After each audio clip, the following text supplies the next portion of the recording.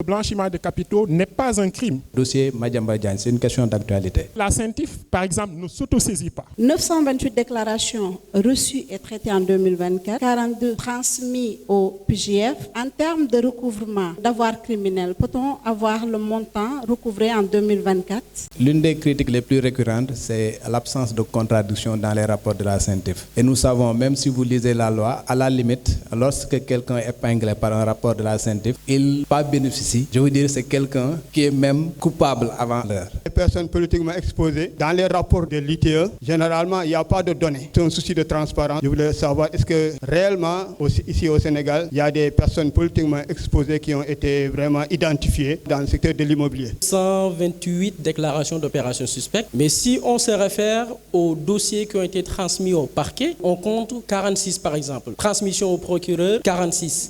Au fait, qu'est-ce qui explique cela? Est-ce qu'il y a des dossiers qui ont été classés ou bien, pour reprendre les propos du doyen? Je pense que c'est une question que la presse pourrait prendre, la presse pourrait prendre le relais pour un peu évoquer ces questions-là et demander, pas seulement... L'une des critiques les plus récurrentes, c'est l'absence de contradiction dans les rapports de la CENTIF. Et nous savons, même si vous lisez la loi, à la limite, lorsque quelqu'un est épinglé par un rapport de la CENTIF, il pas bénéficie. Je veux dire, c'est quelqu'un qui est même coupable avant l'heure. Parce que, tout simplement, les rapports de la CENTIF, c'est comme cette personne-là, non pas est présumée innocente, mais présumée coupable des faits qui lui sont reprochés. Maintenant, quel est le gage de crédibilité des rapports de la CENTIF et quel gage par rapport même au droit de la défense, étant entendu que si on se base sur les dispositions de l'article 140, il suffit tout simplement que qu'une personne soit épinglée pour un montant de plus d'1 million, le juge d'instruction a l'obligation de le placer sous mandat de dépôt s'il ne fait pas une contestation sérieuse, s'il ne rembourse pas, ou bien s'il ne transige pas, s'il ne cautionne pas. Voilà, c'est la question que je voulais poser. Quel est le gage de crédibilité des rapports de la CENTIF si on se rend compte qu'il n'y a pas véritablement de contradiction? L'autre question que je voulais poser, c'est par rapport au dossier Madiambal Diagne. C'est une question d'actualité. On sait que c'est un rapport de la CENTIF qui est à l'origine du placement sous mandat de dépôt de son épouse et de ses enfants, et même de la procédure pour sa demande d'extradition. Et dans sa contestation, en tout cas dans le dossier qu'il a déposé au niveau du juge, il a dit que c'est un rapport qui date de 2023, qui est signé par le président de la CENTIF, qui a été installé en 2024. Comment ça peut se faire? De la liste grise, cette sortie saluée au niveau international. Mais derrière cette sortie, il y a la CENTIF qui a fait un travail de fond, de souterrain, à travers des réformes. Maintenant, il y a encore, c'est un acquis, mais c'est un acquis, à mon avis, qu'il faut consolider. Et on va vers l'évaluation mutuelle. Donc, en janvier, on l'a annoncé tout à l'heure, en janvier 2026. Et je voudrais savoir, jusque-là, en termes de préparation, qu'est-ce qui a été fait en termes de préparation pour aller vers cette évaluation. Donc, une autre préoccupation, c'est lié à... Le directeur des affaires juridiques l'a mentionné tout à l'heure dans sa présentation, concernant la propriété réelle, c'est-à-dire les bénéficiaires effectifs et les personnes politiquement exposées. Je voudrais savoir, c'est une préoccupation, les personnes politiquement exposées, dans les rapports de l'ITE, généralement, il n'y a pas de données. Donc là, c'est un souci de transparence que je voudrais savoir. Est-ce que réellement, ici au Sénégal, il y a des personnes politiquement exposées qui ont été vraiment identifiées concernant certains, notamment dans le secteur de l'immobilier? Est-ce que le rattachement au ministère des Finances et du Budget n'est pas un obstacle par rapport à cette indépendance-là que revendique la CENTIF? Et quels sont les standards au niveau régional, au niveau international par rapport à ce point. Et puis, qu'en est-il de l'autonomie financière? Oui, le statut des mandants, des membres est important, mais les finances aussi c'est important. Est-ce que la CENTIF a cette autonomie au plan financier?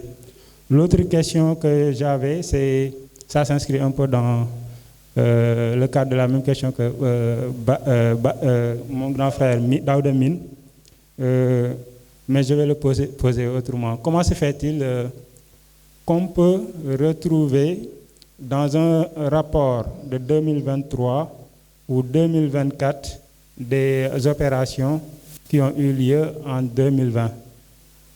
Est-il possible, par exemple, que des opérations qui ont eu à l'année N puissent se retrouver dans un rapport de l'année N+3 ou parfois même N+5? Je vais le poser en ces termes-là. Et puis, dernière question, si vous le permettez, c'est par rapport aux déclarations d'opérations suspectes. Qu'est-ce qu'on considère comme déclaration d'opérations suspectes? Concerne la déclaration des opérations suspectes, parce qu'en exploitant les rapports de la CENTIF, surtout le rapport de 2024, et on peut même se référer au rapport de 2023 ou bien les rapports qui ont précédé, on nous déclare des déclarations d'opérations suspectes avoisinant des centaines. Par exemple, en 2024, on nous parle de 928 déclarations d'opérations suspectes, mais si on se réfère aux dossiers qui ont été transmis au parquet, on compte 46 par exemple. Transmission au procureur, 46. Au fait, qu'est-ce qui explique cela? Est-ce qu'il y a des dossiers qui ont été classés, ou bien, pour reprendre les propos du doyen Daouda, est-ce que ces personnes-là, ou bien qui ont été soupçonnées, déclarations ou bien d'opérations suspectes, ont présenté des contestations sérieuses? Qu'est-ce qui explique cela entre les déclarations d'opérations suspectes qui ont été notées et les dossiers qui ont été transmis au niveau du parquet? Merci beaucoup. On commence par l'ordre des questions ou parce qu'il y a des questions qui se recoupent. Mais on va essayer de suivre l'ordre. Donc, M. Guéant, la question, si je l'ai bien comprise, c'est est-ce qu'il y a des PPE identifiés au Sénégal? Alors, la notion de personne politiquement exposée, c'est une catégorie qui renvoie à un certain nombre de personnes qui exercent certaines fonctions. Donc cela n'a rien à voir avec le mot politique au sens où on l'utilise quotidiennement. D'accord? Une personne politiquement exposée de par la loi, c'est par exemple un directeur général, c'est par exemple un président de cour d'appel ou de cour suprême, c'est un général de l'armée, ou c'est une personne qui a des relations notoires avec une autre personne qui exerce ces fonctions-là. Donc, le président de la CENTIF est une personne politiquement exposée.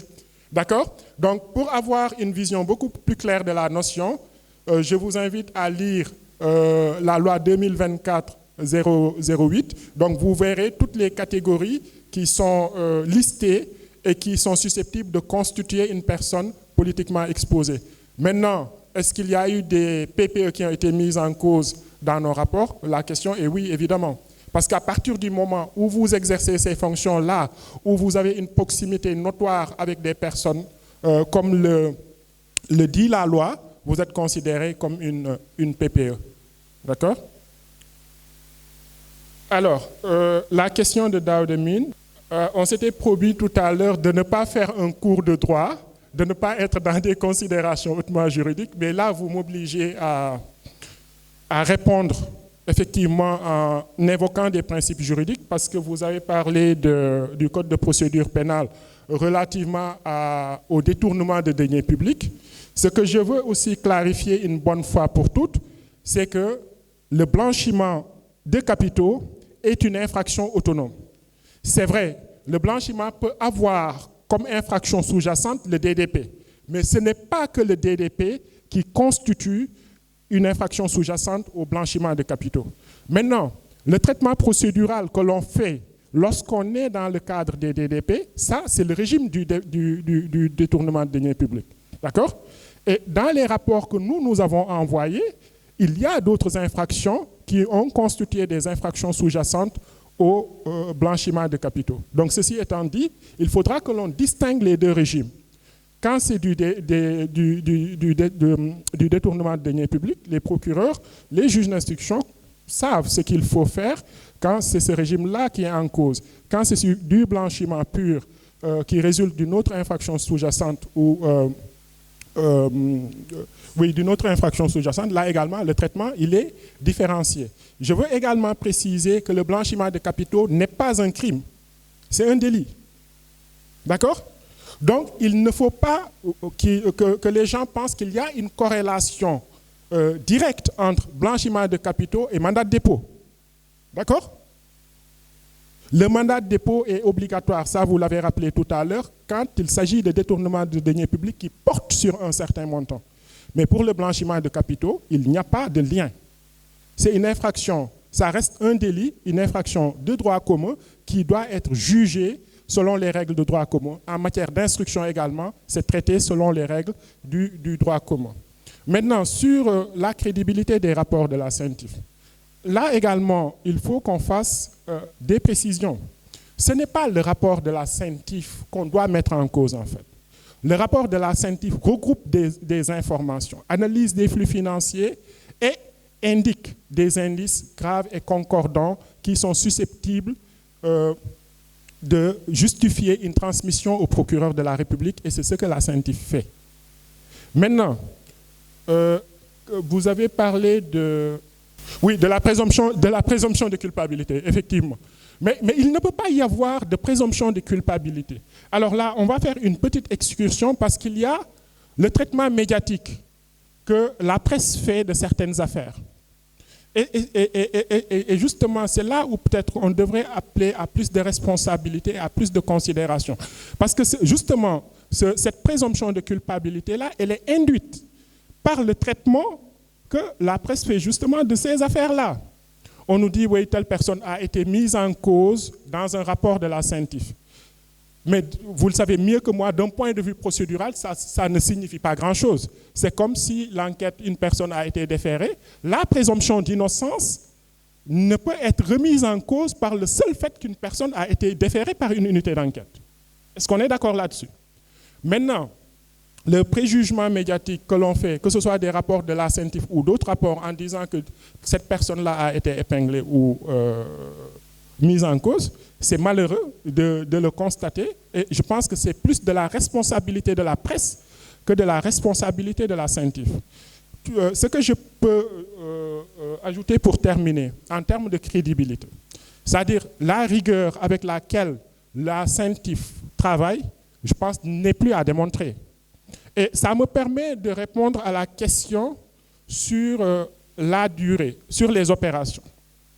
Si, par exemple, une DOS, là également, vous me permettrez de recamper le décor pour que vous compreniez le continuum du traitement d'une opération suspecte. Le DEP est revenu là-dessus ce matin. Peut-être que certains d'entre vos collègues n'étaient pas là. Mais la CENTIF, par exemple, ne s'autosaisit pas. Ça, il faut également que ce soit clair une bonne fois pour toutes. La CENTIF n'agit pas sur commande. D'accord? La CENTIF ne reçoit pas de plainte directement comme le ferait une unité d'enquête. Donc, la CENTIF travaille sur la base de saisine des assujettis. Lorsqu'une déclaration d'opération suspecte a été faite, c'est à partir de ce moment-là que la CENTIF analyse cette opération-là en faisant le travail d'enquête et d'analyse nécessaire. Et c'est seulement à l'issue de cette enquête-là qu'une décision est prise de façon collégiale. Et cette décision-là peut aller dans 3 sens. Ça peut être une transmission au procureur de la République, ça peut également être un classement parce qu'il n'y a pas d'indice suffisant qui justifierait une saisine de l'autorité judiciaire. Ça peut également être une remise de ce dossier-là dans le circuit parce que les investigations doivent être poursuivies, il y a des vérifications complémentaires à faire. Donc c'est comme ça, en gros, que travaille la CENTIF. D'accord? Donc il y a énormément de sérieux, énormément d'énergie, énormément de travail que l'on fait. Et cela également est renforcé par nos profils respectifs. Ce n'est pas simplement des inspecteurs des domaines qui font le travail. Il y a un inspecteur des domaines qui est à la tête de la CENTIF. Il y a des commissaires de police chevronnés, des douaniers chevronnés, il y a des magistrats. Et c'est ce collège-là. Il y a un cadre de la BCEAO, une banquière de formation. Donc, c'est l'ensemble de ces personnes-là qui décident de façon collégiale si un dossier doit faire l'objet d'une transmission au procureur ou si un dossier doit faire l'objet d'un classement. D'accord? Donc, on ne peut pas parler de la crédibilité des dossiers de la CENTIF disons, de cette façon-là. D'accord? Il y a quelqu'un qui a posé une question sur les 928 DOS. Alors, ça également, il faut que vous compreniez que les assujettis ont l'obligation. Quand je parle des assujettis, c'est les banques et les autres institutions qui ne sont pas financières. Ils sont tenus par la loi lorsqu'ils sont en face d'une opération atypique ou d'une opération, disons-le de façon beaucoup plus simple, qu'elles ne comprennent pas. Parce que vous pouvez, par exemple, vous êtes journaliste, vous avez un certain profil. Quand vous allez à la banque, vous remplissez une fiche qu'on appelle le KYC, Know Your Customer. On sait que vous êtes journaliste, vous gagnez un certain montant. Vous avez des revenus réguliers. Si un beau jour, la banque se réveille et constate que vous avez reçu un virement, disons, de 500 millions, alors que vos revenus déclarés en termes de traitement salarial sont de l'ordre d'1 million, ben, la banque va se poser des questions. Elle va commencer par vous contacter et vous demander les justificatifs de cette transaction-là. Si vous ne parvenez pas à établir ces justifications ou si vous refusez de les fournir, la banque transmet cette information à la CENTIF. C'est ça qu'on appelle la déclaration d'opération suspecte. Et ça doit être quelque chose qui se fait au quotidien. À chaque fois qu'il y a une opération atypique et pour laquelle des justifications n'ont pas été fournies, on doit faire la déclaration à la CENTIF. C'est pour ça que vous voyez qu'il y en a beaucoup au cours d'une année. Maintenant, quand la CENTIF procède au traitement, c'est aussi tout un circuit. Il y a l'analyse, les enrichissements, etc. Et comme toute enquête, ça prend du temps. Donc, une DOS qui a été faite, une déclaration peut être faite en 2023 et ne connaître son aboutissement qu'à l'issue d'une décision collégiale qui intervient en 2025. Et ça répond à la question de tout à l'heure par rapport à quelqu'un qui disait que oui, on peut avoir des opérations, pourquoi des opérations qui ont eu lieu en telle année et ce n'est qu'en année X que le rapport a été transmis. Mais c'est du bon sens et ça va de soi. Ça ne devrait même pas interpeller. La DOS, par exemple, a été faite en 2019. Enfin, bon, je prends une année beaucoup plus proche, disons en 2022.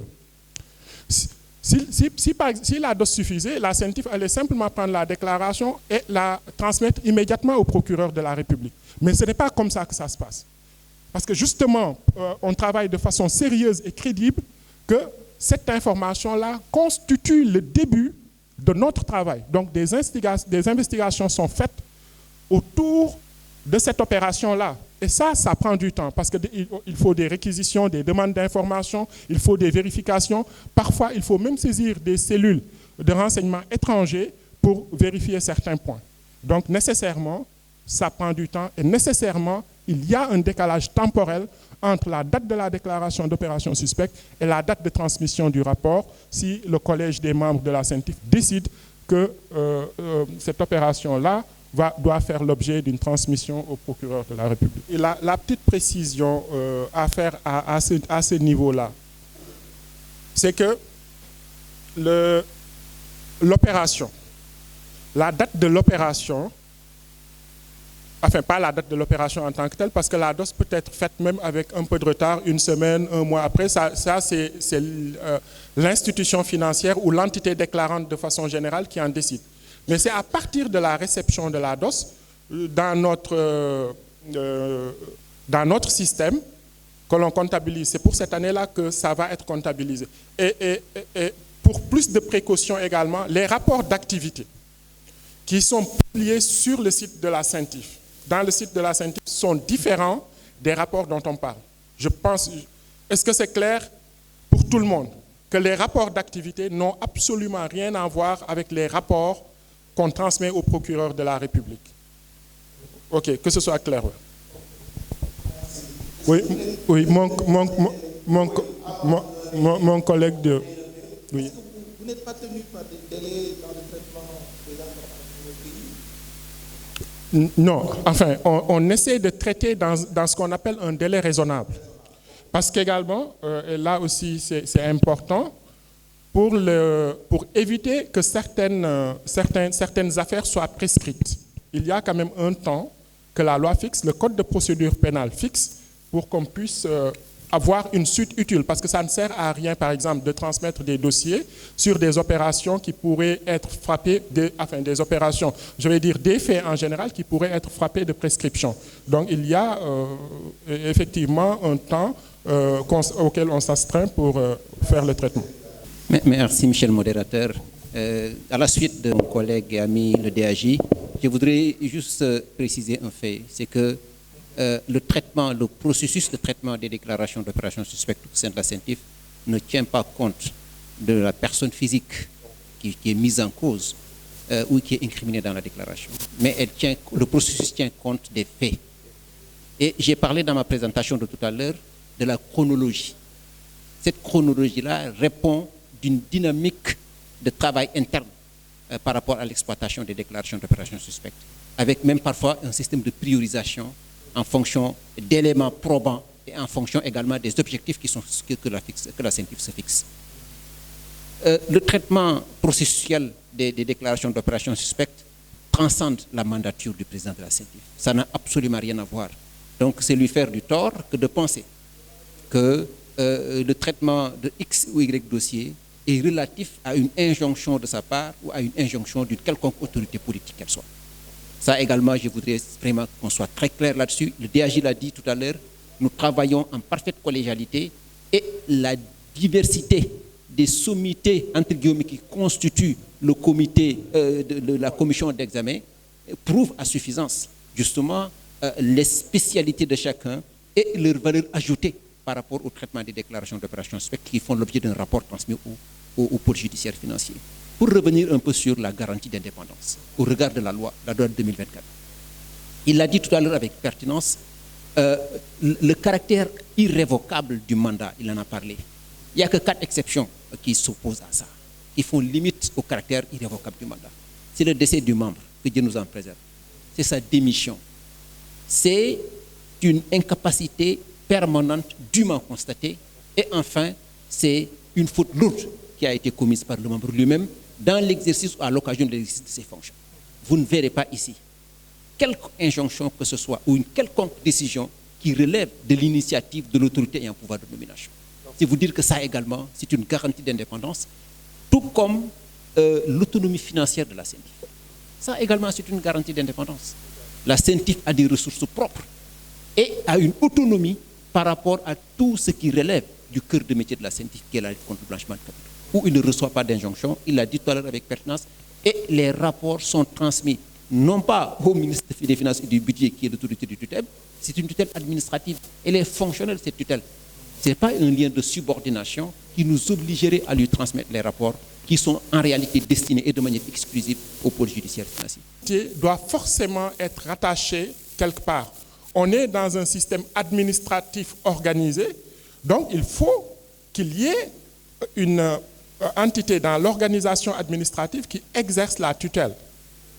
D'accord? Mais dans le cas de la CENTIF, comme je vous l'ai dit, la tutelle, elle est administrative et technique, simplement. Dans le cœur de métier, ni le ministre des Finances, ni le ministre de la Justice, ni le ministre de l'Intérieur, qui sont les 3 ministères, entre guillemets, qui constituent le noyau dur de la lutte contre le blanchiment de capitaux et le financement du terrorisme, aucun de ces ministres n'a un pouvoir d'injonction, n'a un droit de regard, je ne parle même pas d'injonction, n'a un droit de regard sur le travail opérationnel de la CENTIF. Et ça également, c'est quelque chose que je veux que ce soit clair une bonne fois pour toutes.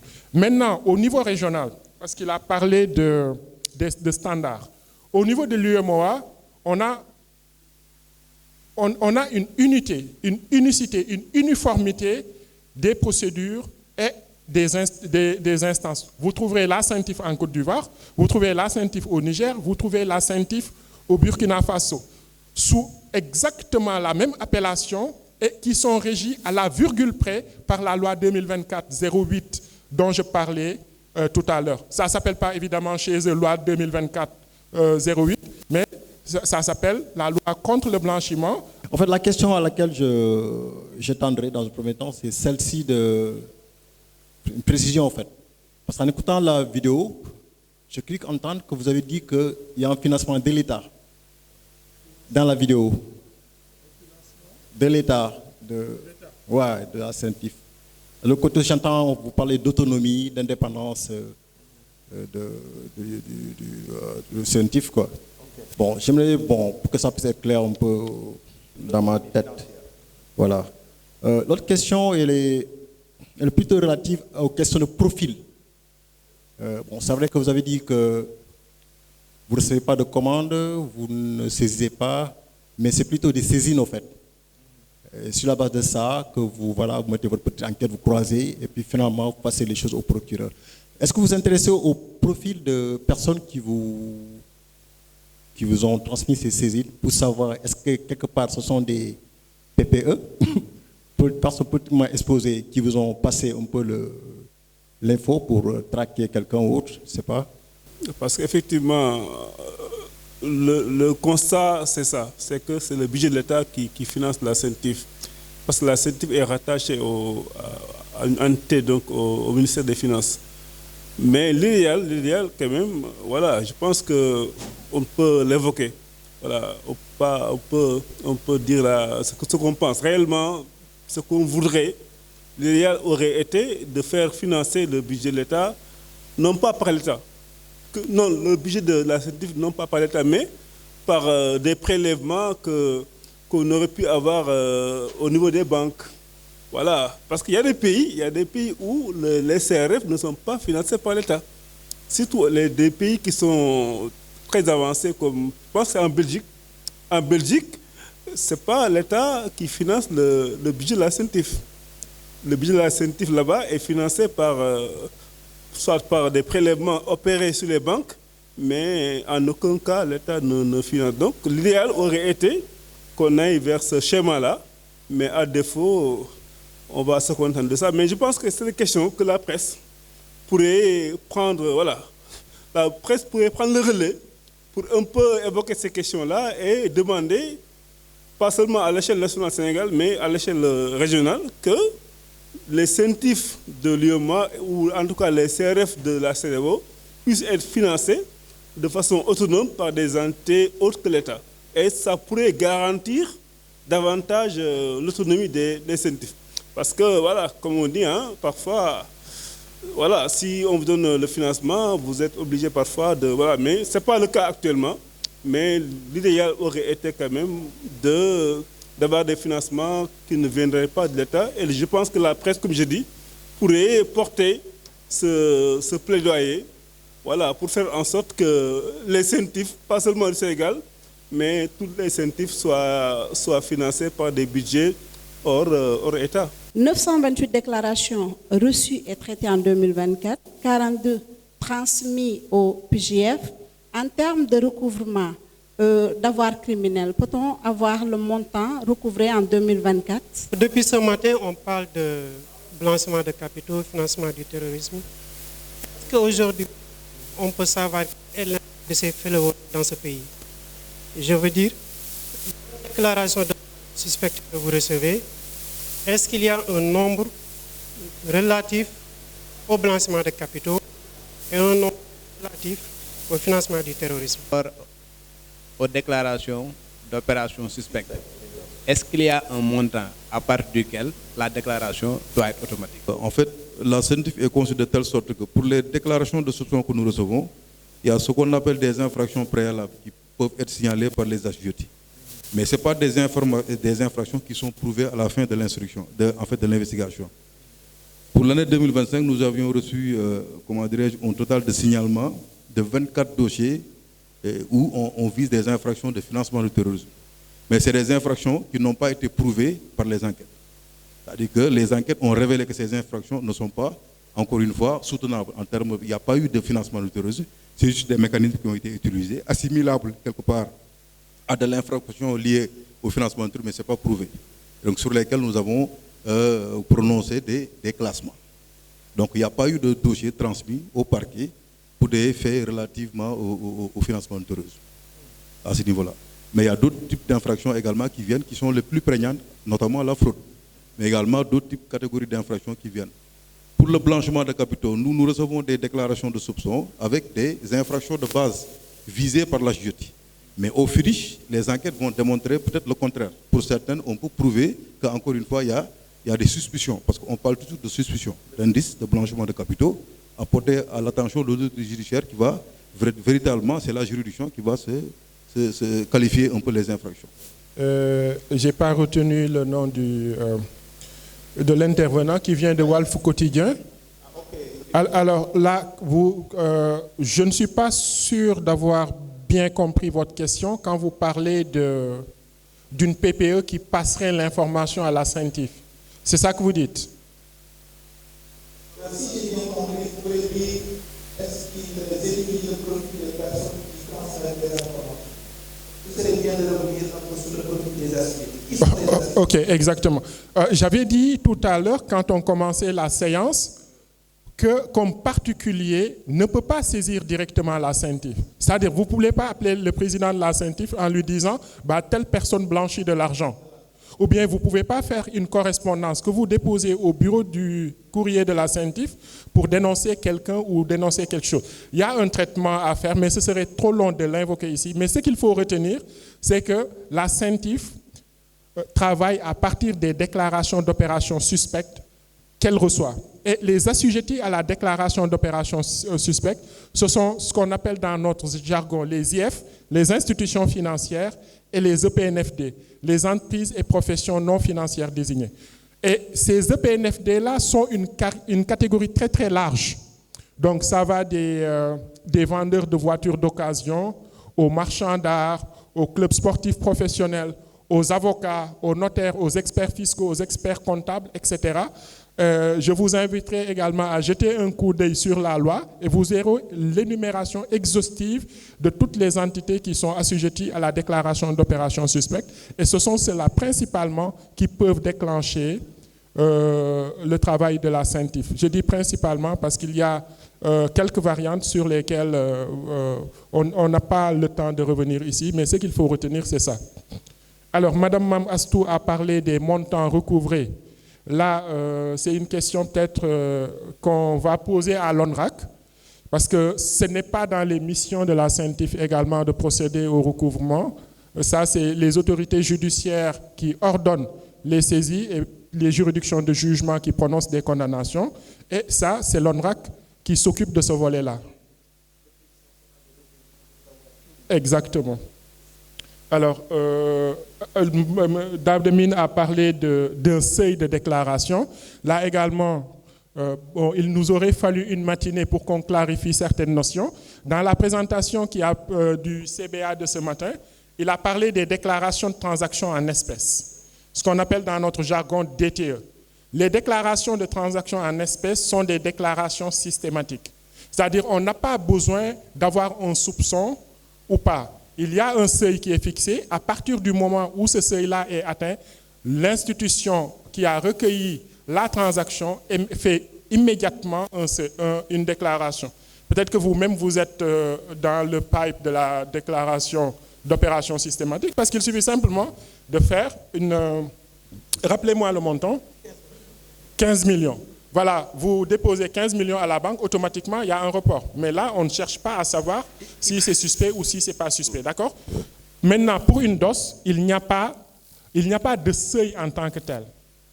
Mais c'est vrai, il faut que ce soit... Bon, vous ne pouvez pas dire qu'il blanchit 25 francs. Ce serait pas cohérent. Donc, il n'y a pas... Ce qu'il faut retenir, en tout cas du point de vue juridique, il n'y a pas de seuil pour faire une déclaration d'opération suspecte. Quand c'est suspect, quand c'est atypique, l'institution assujettie peut procéder à une déclaration d'opération suspecte sans conditionnement d'un seuil. Merci beaucoup.